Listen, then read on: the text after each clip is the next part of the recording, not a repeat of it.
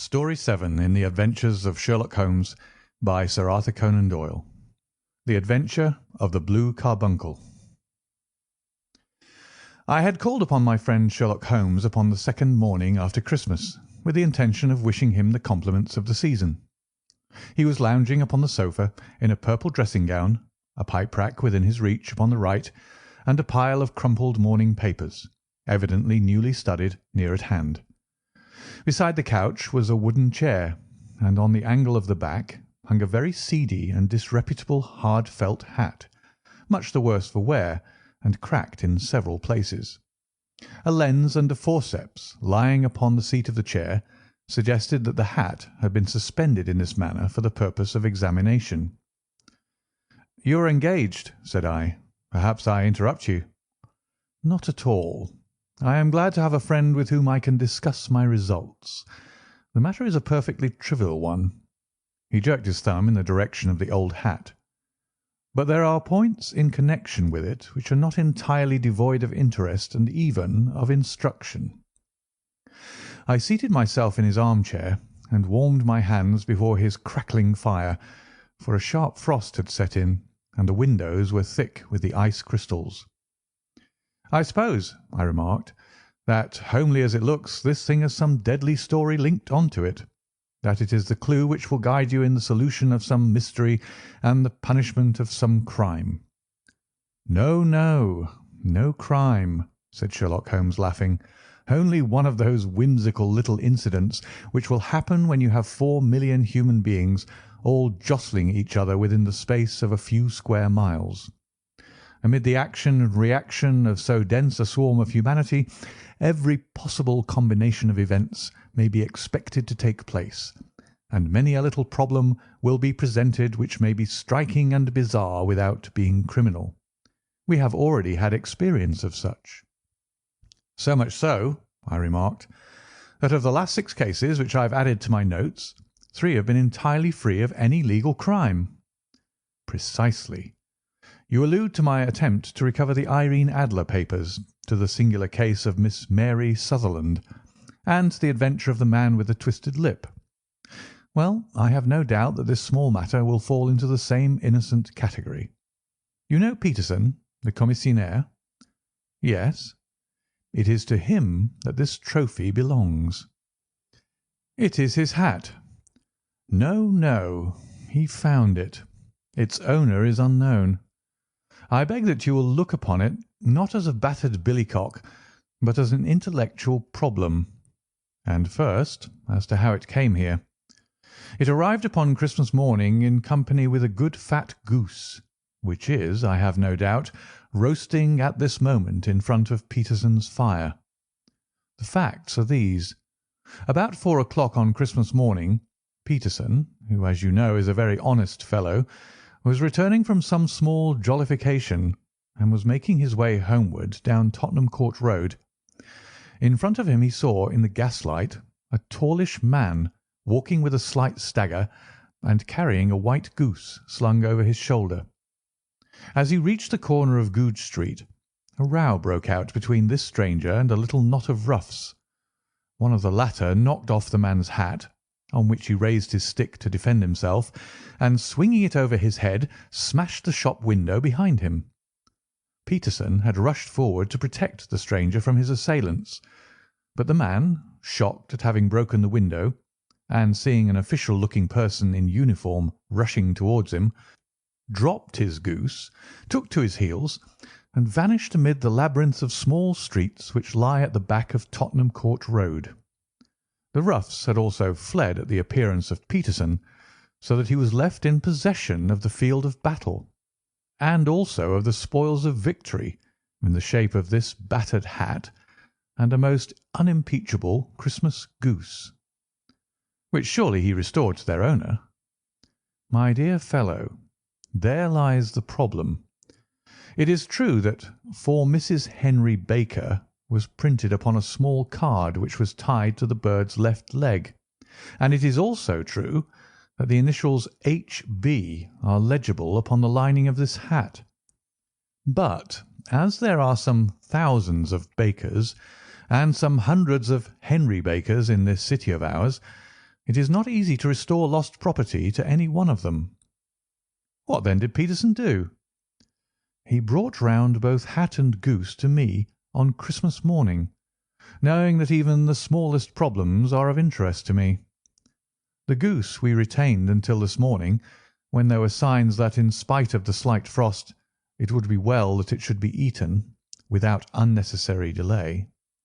Its finder has carried it off, therefore, to fulfil the ultimate destiny of a goose, while I continue to retain the hat of the unknown gentleman who lost his Christmas dinner." "Did he not advertise?" "No." "Then what clue could you have as to his identity?" "Only as much as we can deduce." "From this hat?" "Precisely." "But you are joking. What can you gather from this old battered felt?" "Here is my lens. You know my methods. What can you gather yourself as to the individuality of the man who has worn this article?" I took the tattered object in my hands and turned it over rather ruefully.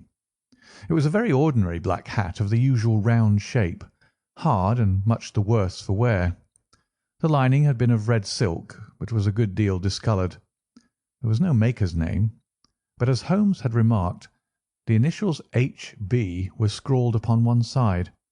It was pierced in the brim for a hat securer, but the elastic was missing. For the rest it was cracked, exceedingly dusty, and spotted in several places, although there seemed to have been some attempt to hide the discoloured patches by smearing them with ink. "I can see nothing," said I, handing it back to my friend. "On the contrary, Watson, you can see everything. You fail, however, to reason from what you see. You are too timid in drawing your inferences." "Then pray tell me what it is that you can infer from this hat." He picked it up and gazed at it in the peculiar introspective fashion which was characteristic of him. "It is perhaps less suggestive than it might have been," he remarked, "and yet there are a few inferences which are very distinct, and a few others which represent at least a strong balance of probability. That the man was highly intellectual is of course obvious upon the face of it, and also that he was fairly well-to-do within the last 3 years, although he has now fallen upon evil days. He had foresight, but has less now than formerly, pointing to a moral retrogression which, when taken with the decline of his fortunes, seems to indicate that some evil influence, probably drink, at work upon him. This may account also for the obvious fact that his wife has ceased to love him." "My dear Holmes!" "He has, however, retained some degree of self-respect," he continued, disregarding my remonstrance. "He is a man who leads a sedentary life, goes out little, is out of training entirely, is middle-aged, has grizzled hair which he has had cut within the last few days, and which he anoints with lime cream. These are the more patent facts which are to be deduced from his hat. Also, by the way, that it is extremely improbable that he has gas laid on in his house." "You're certainly joking, Holmes." "Not in the least. Is it possible that even now, when I give you these results, you are unable to see how they are attained?" "I have no doubt that I am very stupid, but I must confess that I am unable to follow you. For example, how did you deduce that this man was intellectual?"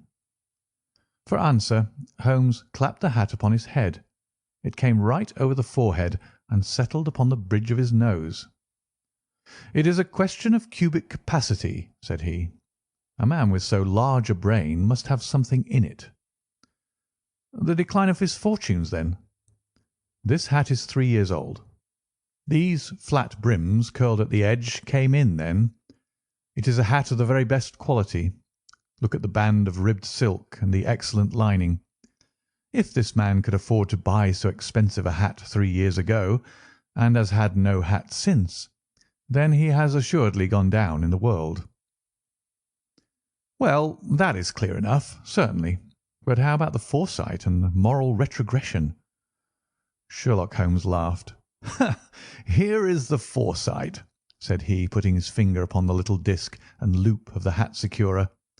"They are never sold upon hats.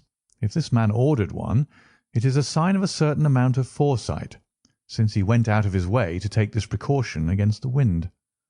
But since we see that he has broken the elastic and has not troubled to replace it, it is obvious that he has less foresight now than formerly, which is a distinct proof of a weakening nature. On the other hand, he has endeavoured to conceal some of these stains upon the felt by daubing them with ink, which is a sign that he has not entirely lost his self-respect. Your reasoning is certainly plausible. The further points, that he is middle-aged, that his hair is grizzled, that it has been recently cut, and that he uses lime cream, are all to be gathered from a close examination of the lower part of the lining.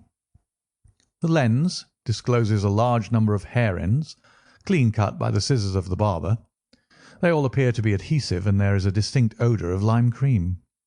This dust, you will observe, is not the gritty, grey dust of the street, but the fluffy brown dust of the house, showing that it has been hung up indoors most of the time, while the marks of moisture upon the inside are proof positive that the wearer perspired very freely, and could therefore hardly be in the best of training.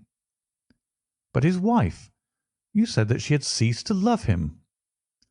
This hat has not been brushed for weeks.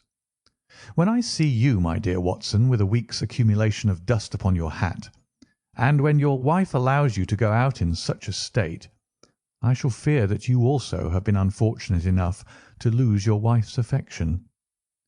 But he might be a bachelor. Nay, he was bringing home the goose as a peace offering to his wife. Remember the card upon the bird's leg. You have an answer to everything. But how on earth do you deduce that the gas is not laid on in his house? One tallow stain, or even two, might come by chance, but when I see no less than 5, I think that there can be little doubt that the individual must be brought into frequent contact with burning tallow. Walks upstairs at night, probably with his hat in one hand and a guttering candle in the other. Anyhow, he never got tallow stains from a gas jet. Are you satisfied? Well, it is very ingenious, said I, laughing.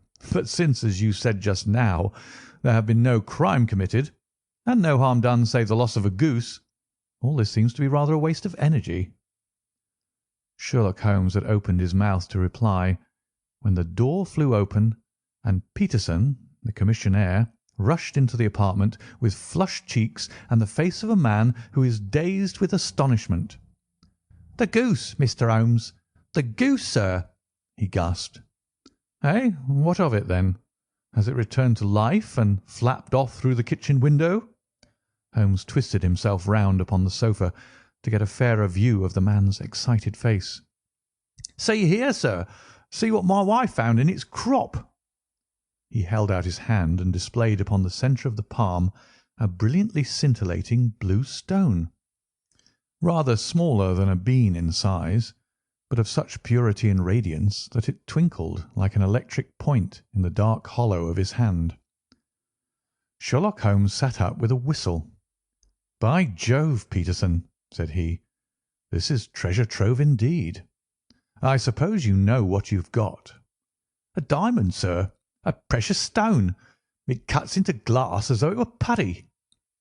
"It's more than a precious stone. It is the precious stone." "Not the Countess of Morcar's blue carbuncle?" I ejaculated. "Precisely so. I ought to know its size and shape, seeing that I have read the advertisement about it in the Times every day lately. It is absolutely unique, and its value can only be conjectured, but the reward offered of £1,000 is certainly not within a 20th part of the market price." £1,000? Great Lord of mercy! The commissionaire plumped down into a chair and stared from one to the other of us. "That is the reward, and I have reason to know that there are sentimental considerations in the background which would induce the Countess to part with half her fortune if she could but recover the gem." "It was lost, if I remember aright, at the Hotel Cosmopolitan," I remarked. "Precisely so, on December 22nd, just 5 days ago. John Horner, a plumber, was accused of having abstracted it from the lady's jewel case. The evidence against him was so strong that the case had been referred to the assizes. I have some account of the matter here, I believe." He rummaged amid his newspapers, glancing over the dates, until at last he smoothed one out, doubled it over, and read the following paragraph: "Hotel Cosmopolitan, jewel robbery. John Horner, 26, plumber, was brought up upon the charge of having, upon the 22nd inst., abstracted from the jewel case of the Countess of Morcar the valuable gem known as the blue carbuncle. James Ryder, upper attendant at the hotel, gave his evidence to the effect that he had shown Horner up to the dressing-room of the Countess of Morcar upon the day of the robbery in order that he might solder the second bar of the grate, which was loose. He had remained with Horner some little time, but had finally been called away.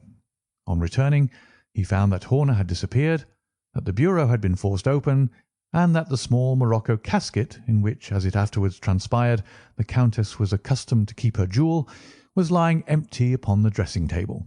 Ryder instantly gave the alarm, and Horner was arrested the same evening, but the stone could not be found either upon his person or in his rooms. Catherine Cusack, maid to the Countess, deposed to having heard Ryder's cry of dismay on discovering the robbery, and to having rushed into the room where she found matters as described by the last witness. Inspector Bradstreet, B Division, gave evidence as to the arrest of Horner, who struggled frantically and protested his innocence in the strongest terms. Evidence of a previous conviction for robbery having been given against the prisoner, the magistrate refused to deal summarily with the offence, but referred it to the assizes. Horner, who had shown signs of intense emotion during the proceedings, fainted away at the conclusion and was carried out of court. So much for the police court," said Holmes thoughtfully, tossing aside the paper. "The question for us now to solve is the sequence of events leading from a rifled jewel case at one end to the crop of a goose in Tottenham Court Road at the other. You see, Watson, our little deductions have suddenly assumed a much more important and less innocent aspect. Here is the stone. The stone came from the goose, and the goose came from Mr. Henry Baker, the gentleman with the bad hat and all the other characteristics with which I have bored you. So now we must set ourselves very seriously to finding this gentleman and ascertaining what part he had played in this little mystery. To do this, we must try the simplest means first, and these lie undoubtedly in an advertisement in all the evening papers. If this fail, I shall have recourse to other methods. What will you say? Give me a pencil and that slip of paper. Now then, found at the corner of Goodge Street a goose and a black felt hat. Mr. Henry Baker can have the same by applying at 6:30 this evening at 221B Baker Street. That is clear and concise. Very. But will he see it? Well, he is sure to keep an eye on the papers, since to a poor man the loss was a heavy one. He was clearly so scared by his mischance in breaking the window and by the approach of Peterson that he thought of nothing but flight. But since then he must have bitterly regretted the impulse which caused him to drop his bird. Then again, the introduction of his name will cause him to see it, for everyone who knows him will direct his attention to it. Here you are, Peterson. Run down to the advertising agency and have this put in the evening papers. In which, sir? Oh, in the Globe, Star, Pall Mall, St. James's, Evening News, Standard, Echo, and any others that occur to you. Very well, sir. And this stone? Ah, yes. I shall keep the stone. Thank you. And I say, Peterson, just buy a goose on your way back and leave it here with me, for we must have one to give to this gentleman in place of the one which your family is now devouring. When the commissionaire had gone, Holmes took up the stone and held it against the light. "It's a bonny thing," said he. "Just see how it glints and sparkles. Of course, it is a nucleus and focus of crime. Every good stone is. They are the devil's pet baits. In the larger and older jewels every facet may stand for a bloody deed. This stone is not yet 20 years old, It was found in the banks of the Arnoy River in southern China, and is remarkable in having every characteristic of the carbuncle, save that it is blue in shade instead of ruby red. In spite of its youth, it has already a sinister history. There have been 2 murders, a vitriol throwing, a suicide, and several robberies brought about for the sake of this 40-grain weight of crystallized charcoal.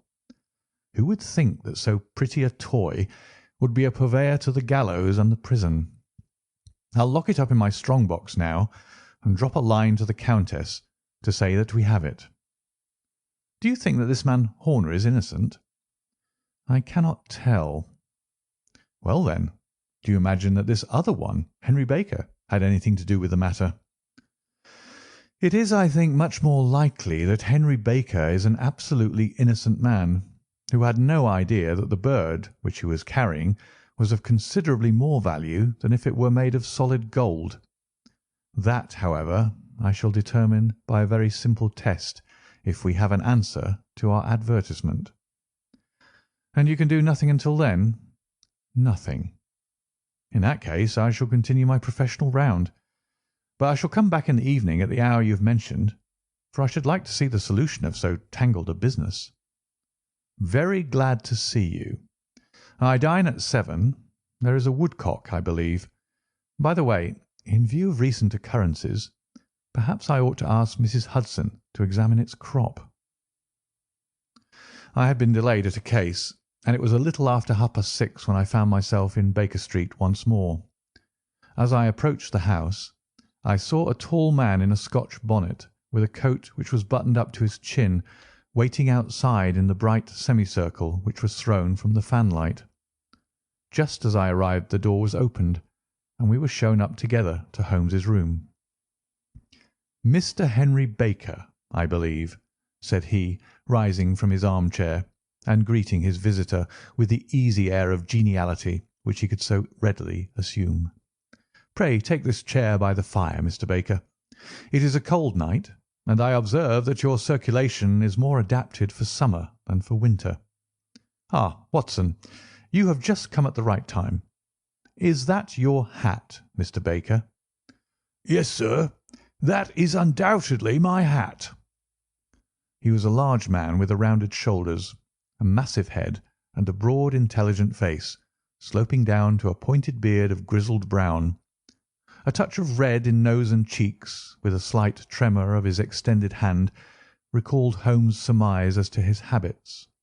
His rusty black frock coat was buttoned right up in front, with the collar turned up, and his lank wrists protruded from his sleeves without a sign of cuff or shirt. He spoke in a slow, staccato fashion, choosing his words with care, and gave the impression generally of a man of learning and letters who had had ill usage at the hands of fortune.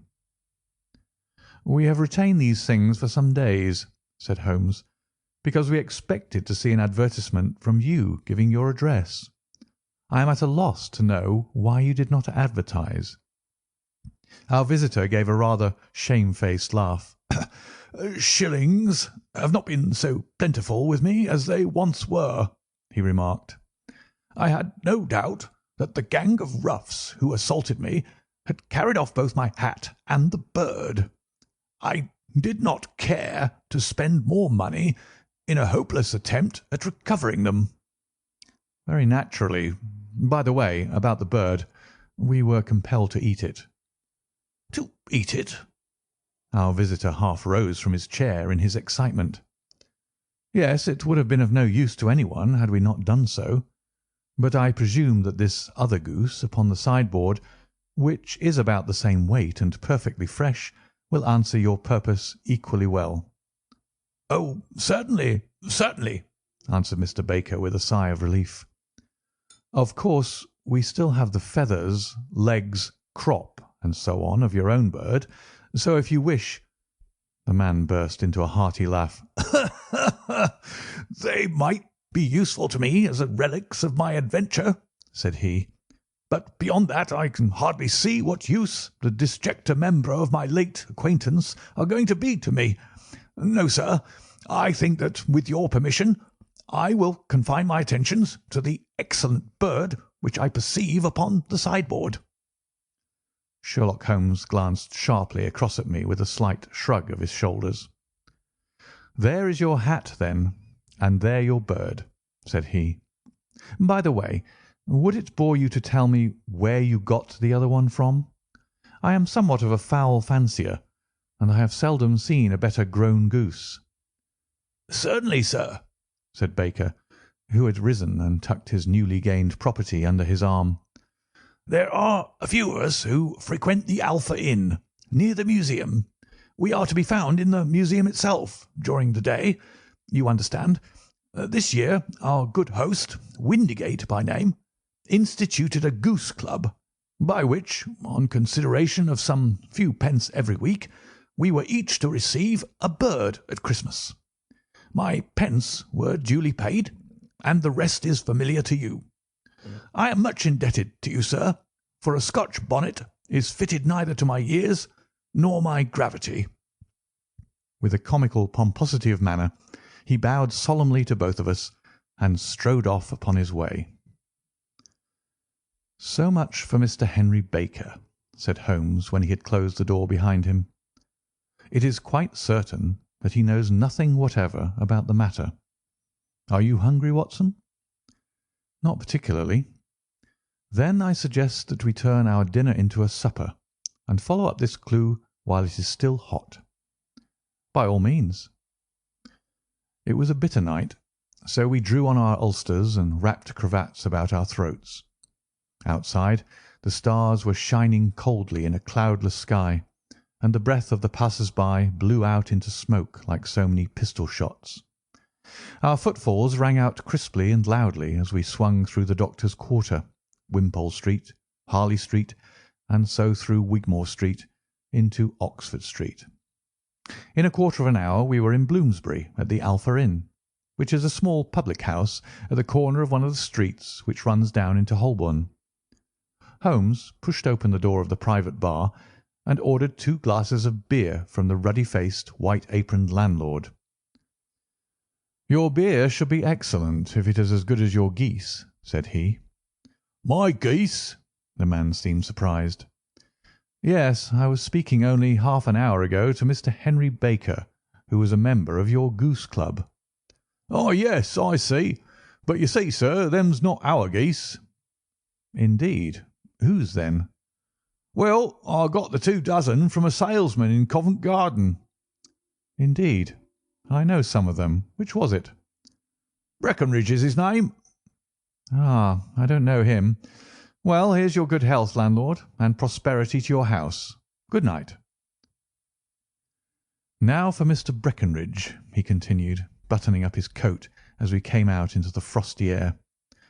"Remember, Watson, that though we have so homely a thing as a goose at one end of this chain, we have at the other a man who will certainly get 7 years' penal servitude unless we can establish his innocence. It is possible that our inquiry may but confirm his guilt, but in any case we have a line of investigation which has been missed by the police, and which a singular chance has placed in our hands. Let us follow it out to the bitter end. Faces to the south, then, and quick march." We passed across Holborn, down Endell Street, and so through a zigzag of slums to Covent Garden Market. One of the largest stalls bore the name of Breckenridge upon it, and the proprietor, a horsey-looking man with a sharp face and trim side whiskers, was helping a boy to put up the shutters. "Good evening. It's a cold night," said Holmes. The salesman nodded and shot a questioning glance at my companion. "Sold out of geese, I see," continued Holmes, pointing at the bare slabs of marble. "Let you have 500 tomorrow morning." "That's no good." "Well, there are some on the stall with the gas flare." "Ah, but I was recommended to you." "Who by?" "The landlord of the Alpha." "Oh, yes, I sent him a couple of dozen." "Fine birds they were, too. Now, where did you get them from?" To my surprise, the question provoked a burst of anger from the salesman. "Now then, mister," said he, with his head cocked and his arms akimbo, What are you driving at? Let's have it straight now." "It is straight enough. I should like to know who sold you the geese which you supplied to the Alpha." "Well, then, I shan't tell you. So now?" "Oh, it is a matter of no importance. But I don't know why you should be so warm over such a trifle." "Warm? You'd be as warm, maybe, if you were as pestered as I am. When I pay good money for a good article, there should be an end of the business. But it's where are the geese, and who did you sell the geese to, and what will you take for the geese? One would think that they were the only geese in the world, to hear the fuss that's made over them." "Well, I have no connection with any other people who have been making inquiries," said Holmes carelessly. "If you won't tell us, the bet is off, that is all. But I'm always ready to back my opinion on a matter of fowls, and I have a fiver on it that the bird I ate is country bred." "Well, then, you lost your fiver, for it's town bred," snapped the salesman. "It's nothing of the kind." "I say it is." "I don't believe it." "Do you think you know more about fowls than I, who have handled them ever since I was a nipper? I tell you, all those birds that went to the Alpha were town bred." "You'll never persuade me to believe that." "Will you bet, then?" "It's merely taking your money, for I know that I'm right. But I'll have a sovereign on with you, just to teach you not to be obstinate." The salesman chuckled grimly. "Bring me the books, Bill," said he. The small boy brought round a small thin volume and a great greasy-backed one, laying them out together beneath the hanging lamp. "Now then, Mr. Cocksure," said the salesman, "I thought that I was out of geese, but before I finish you'll find that there is still one left in my shop. You see this little book? "Well?" "That's the list of the folk from whom I buy. Do you see? Well, then, here on this page are the country folk, and the numbers after their names are where their accounts are in the big ledger. Now then, you see this other page in red ink? Well, that is a list of my town suppliers. Now look at that third name. Just read it out to me." "Mrs. Oakshott, 117 Brixton Road, 249, read Holmes. "Quite so. Now turn that up in the ledger." Holmes turned to the page indicated. "Here you are. Mrs. Oakshott, 117 Brixton Road, egg and poultry supplier." "Now then, what's the last entry?" "December 22nd, 24 geese at 7s. 6d." "Quite so. There you are. And underneath?" "Sold to Mr. Windigate of the Alpha at 12 shillings." "What have you to say now?" Sherlock Holmes looked deeply chagrined. He drew a sovereign from his pocket and threw it down upon the slab, turning away with the air of a man whose disgust is too deep for words. A few yards off he stopped under a lamp-post and laughed in the hearty, noiseless fashion which was peculiar to him. "When you see a man with the whiskers of that cut and the pink 'un protruding out of his pocket, you can always draw him by a bet," said he. "I dare say that if I had put £100 down in front of him, that man would not have given me such complete information as was drawn from him by the idea that he was doing me on a wager. Well, Watson, we are, I fancy, nearing the end of our quest, and the only point which remains to be determined is whether we should go on to this Mrs. Oakshott to-night, or whether we should reserve it for to-morrow. It is clear from what the surly fellow said that there are others besides ourselves who are anxious about the matter, and I should—" His remarks were suddenly cut short by a loud hubbub which broke out from the stall which we had just left. Turning round, we saw a little rat-faced fellow standing in the centre of the circle of yellow light which was thrown by the swinging lamp, while Breckinridge, the salesman, framed in the door of his stall, was shaking his fists fiercely at the cringing figure. "I've had enough of you and your geese," he shouted. "I wish you were all at the devil together. If you come pestering me any more with your silly talk, I'll set the dog at you. You bring Mrs. Oakshott here and I'll answer her. But what have you got to do with it? Did I buy the geese off you?" "No, but one of them was mine all the same," whined the little man. "Well, then, ask Mrs. Oakshott for it." "She told me to ask you." "Well, you can ask the King of Prussia for all I care. I've had enough of it. Get out of this." He rushed fiercely forward, and the inquirer flitted away into the darkness. "Ha! This may save us a visit to Brixton Road," whispered Holmes. "Come with me, and we will see what is to be made of this fellow." Striding through the scattered knots of people who lounged round the flaring stalls, my companion speedily overtook the little man and touched him upon the shoulder. He sprang round, and I could see in the gaslight that every vestige of colour had been driven from his face. "Who are you, then? What do you want?" he asked in a quavering voice. "You will excuse me," said Holmes blandly, "but I could not help overhearing the questions which you put to the salesman just now. I think that I could be of assistance to you." "You? Who are you? How could you know anything of the matter?" "My name is Sherlock Holmes. It is my business to know what other people don't know." "But you could know nothing of this." "Excuse me, I know everything of it. You are endeavouring to trace some geese which were sold by Mrs. Oakshott of Brixton Road to a salesman named Breckinridge, by him in turn to Mr. Windigate of the Alpha, and by him to his club of which Mr. Henry Baker is a member." "Oh, sir, you are a very man whom I've longed to meet," cried the little fellow with the outstretched hands and quivering fingers. "Oh, I can hardly explain to you how interested I am in this matter." Sherlock Holmes hailed a four-wheeler which was passing. "In that case we had better discuss it in a cosy room rather than in this wind-swept market-place," said he. "But pray tell me, before we go farther, who it is that I have the pleasure of assisting." The man hesitated for an instant. "My name is John Robinson," he answered with a sidelong glance. "No, no, the real name," said Holmes sweetly. "It is always awkward doing business with an alias." A flush sprang to the white cheeks of the stranger. "Well, then," said he, "my real name is James Ryder." "Precisely so. Head attendant at the Hotel Cosmopolitan. Pray step into the cab, and I shall soon be able to tell you everything which you would wish to know." The little man stood glancing from one to the other of us with half frightened, half hopeful eyes, as one who is not sure whether he is on the verge of a windfall or of a catastrophe. Then he stepped into the cab, and in half an hour we were back in the sitting-room at Baker Street. Nothing had been said during our drive, but the high, thin breathing of our new companion and the claspings and unclaspings of his hands spoke of the nervous tension within him. "Here we are," said Holmes cheerily as we filed into the room. "The fire looks very seasonable in this weather. You look cold, Mr. Ryder. Pray take the basket chair.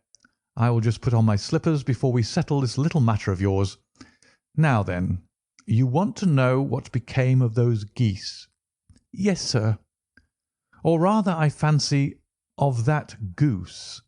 It was one bird, I imagine, in which you were interested. White with a black bar across the tail?" Ryder quivered with emotion. "Oh, sir," he cried, "can you tell me where it went to?" "It came here." "Here?" "Yes, and a most remarkable bird it proved. I don't wonder that you should take an interest in it. It laid an egg after it was dead, the bonniest, brightest little blue egg that ever was seen. I have it here in my museum." Our visitor staggered to his feet and clutched the mantelpiece with his right hand. Holmes unlocked his strong-box and held up the blue carbuncle, which shone out like a star with a cold, brilliant, many-pointed radiance. Ryder stood glaring with a drawn face, uncertain whether to claim or to disown it. "The game's up, Ryder," said Holmes quietly. "Hold up, man, or you'll be into the fire. Give him an arm back into his chair, Watson. He's not got blood enough to go in for felony with impunity. Give him a dash of brandy. So, now he looks a little more human. What a shrimp it is, to be sure." For a moment he had staggered and nearly fallen, but the brandy brought a tinge of colour into his cheeks, and he sat staring with frightened eyes at his accuser. I have almost every link in my hands and all the proofs which I could possibly need, so there is little which you need to tell me. Still, that little may as well be cleared up to make the case complete. You had heard, Ryder, of this blue stone of the Countess of Morcar's?" "It was Catherine Cusack who told me of it," said he in a crackling voice. "I see, her ladyship's waiting maid. Well, the temptation of sudden wealth so easily acquired was too much for you, as it has been for better men before you, but you were not very scrupulous in the means you used. It seems to me, Ryder, that there is the making of a very pretty villain in you. You knew that this man Horner, the plumber, had been concerned in some such matter before, and that suspicion would rest the more readily upon him. What did you do then? You made some small job in my lady's room, you and your confederate Cusack, and you managed that he should be the man sent for. Then, when he had left, you rifled the jewel case, raised the alarm, and had this unfortunate man arrested. You then—" Ryder threw himself down suddenly upon the rug and clutched at my companion's knees. "For God's sake, have mercy!" he shrieked. "Think of my father, of my mother. It would break their hearts. I never went wrong before. I never will again. I swear it. I'll swear it on a Bible. Oh, don't bring it into court. For Christ's sake, don't." "Get back in your chair," said Holmes sternly. "It is very well to cringe and crawl now, but you thought little enough of this poor Horner in the dock for a crime of which he knew nothing." "I will fly, Mr. Holmes. I will leave the country, sir. Then the charge against him will break down." "Hum! We will talk about that. And now let us hear a true account of the next act. How came the stone into the goose? And how came the goose into the open market? Tell us the truth, for there lies your only hope of safety." Ryder passed his tongue over his parched lips. "I will tell you it just as it happened, sir," said he. "When Horner had been arrested, it seemed to me that it would be best for me to get away with the stone at once, for I did not know at what moment the police might not take it into their heads to search me in my room. There was no place about the hotel where it would be safe. I went out, as if on some commission, and I made for my sister's house. She had married a man named Oakshott, and lived in Brixton Road, where she fattened fowls for the market. All the way there every man I met seemed to me to be a policeman or a detective, and for all that it was a cold night, the sweat was pouring down my face before I came to the Brixton Road. My sister asked me what was the matter and why I was so pale, but I told her that I had been upset by the jewel robbery at the hotel. Then I went into the backyard and smoked a pipe and wondered what it would be best to do. I had a friend once called Maudsley, who went to the bad, and had just been serving his time in Pentonville. One day he had met me and fell into talking about the ways of thieves and how they could get rid of what they stole. I knew that he would be true to me, for I knew one or two things about him, so I made up my mind to go right on to Kilburn, where he lived, and take him into my confidence. He would show me how to turn the stone into money. But how to get to him in safety? I thought of the agonies I had gone through in coming from the hotel. I might at any moment be seized and searched, and there would be the stone in my waistcoat pocket. I was leaning against the wall at the time and looked at the geese which were waddling about round my feet, and suddenly an idea came into my head which showed me how I could beat the best detective that ever lived. My sister told me some weeks before that I might have the pick of her geese for a Christmas present, and I knew that she was always as good as her word.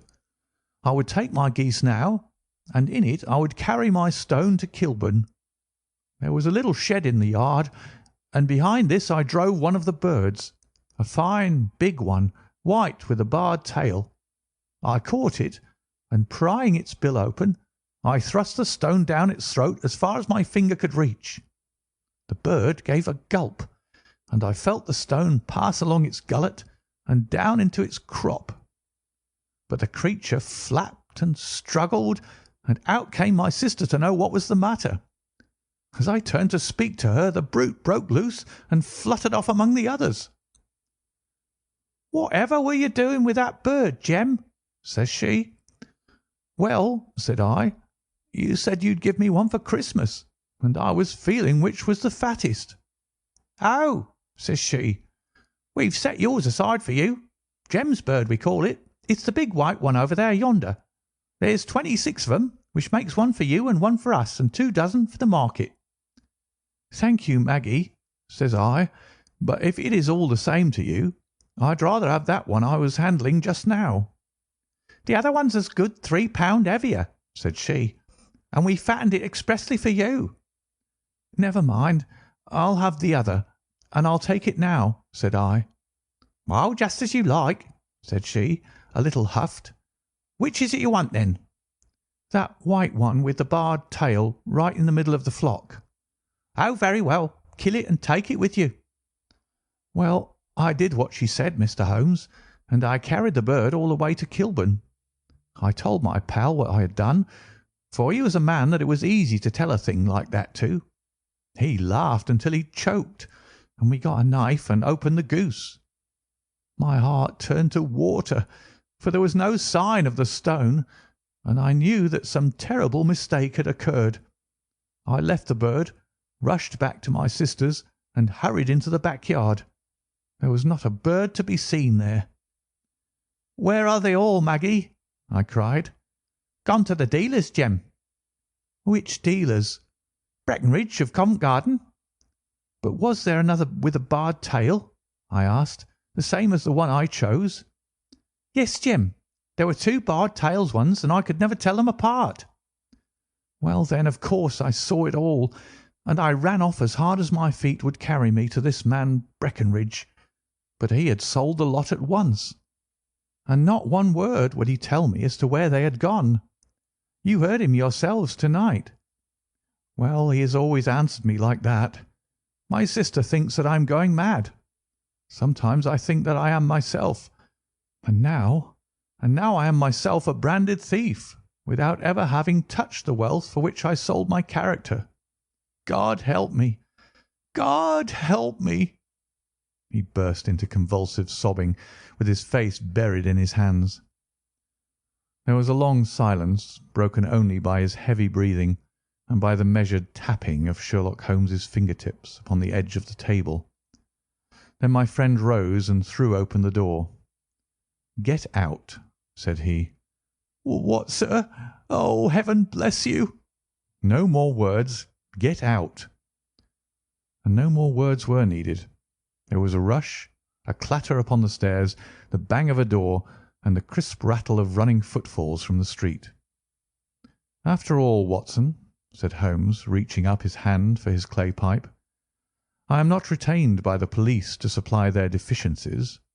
If Horner were in danger it would be another thing, but this fellow will not appear against him, and the case must collapse. I suppose that I am commuting a felony, but it is just possible that I am saving a soul. This fellow will not go wrong again. He is too terribly frightened. Send him to jail now, and you make him a jail bird for life.